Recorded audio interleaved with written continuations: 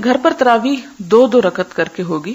کوشش کریں کہ جتنی صورتیں آپ کو زبانی آتی ہیں وہ ساری کی ساری آپ پڑھ لیں. آپ یہ بھی کر سکتے ہیں کہ ہر 2 رکعت میں ساری صورتیں پڑھ لیں تاکہ آپ کا قیام لمبا ہو جائے. اور اگر آپ قرآن کھول کے پڑھنا چاہتی ہیں تو اس کے لیے یہ ہے کہ ساتھ ایک ٹیبل رکھ لیں جس پہ آپ سپارہ جو آسانی سے رکھ اور اٹھا سکیں. تو قیام میں آپ سپارہ اٹھا کے کھول کے پڑھ لیں اگر آپ کی قرات ٹھیک ہے.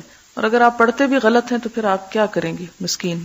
تو اس صورت میں تو فائدہ کو خاص نہیں ہوگا. اس لیے کوشش کریں کہ آپ وہی صورتیں پڑھیں جو آپ کو اچھی طرح آتی ہوں، اور کوشش کریں کہ آپ اپنی زندگی کا کچھ وقت لگائیں کہ آپ اس بات کو اچھی طرح سیکھ سکیں.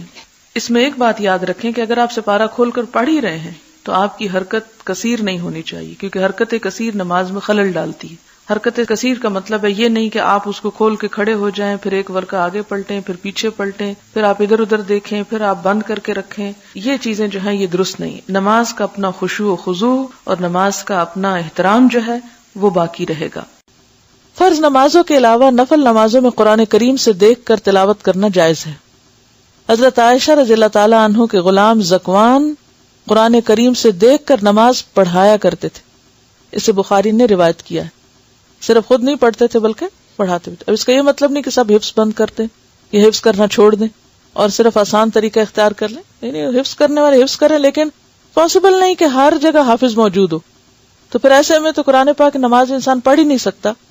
تو یہ چیز چونکہ صحابہ کے سامنے ہوئی اور کسی نے اس کو رد نہیں کیا، اس کا انکار نہیں کیا، منع نہیں کیا، ناپسند نہیں کیا، تو اس لیے اس کا جواز موجود ہے.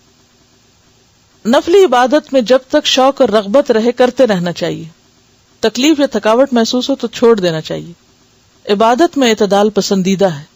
حضرت انس رضی اللہ عنہ کہتے ہیں رسول اللہ صلی اللہ علیہ وسلم نے فرمایا نفل نماز اپنی طبیعت کی خوشی اور شوق کے مطابق پڑھو.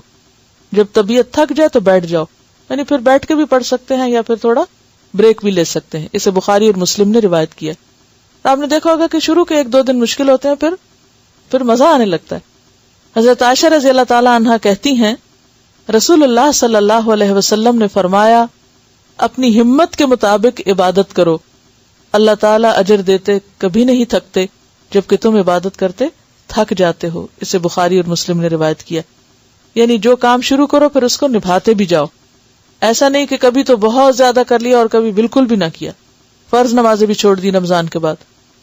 حضرت عبداللہ بن عمرو بن عاص کہتے ہیں رسول اللہ صلی اللہ علیہ وسلم نے فرمایا اے عبداللہ تم فلاں آدمی کی طرح نہ ہو جانا جو رات کو عبادت کے لیے اٹھا کرتا تھا پھر اس نے اٹھنا چھوڑ دیا. اسے بخاری اور مسلم نے روایت کیا ہے. یعنی خواہ تھوڑی عبادت ہو لیکن کیا پسندیدہ ہے؟ مستقل مزاجی کے ساتھ.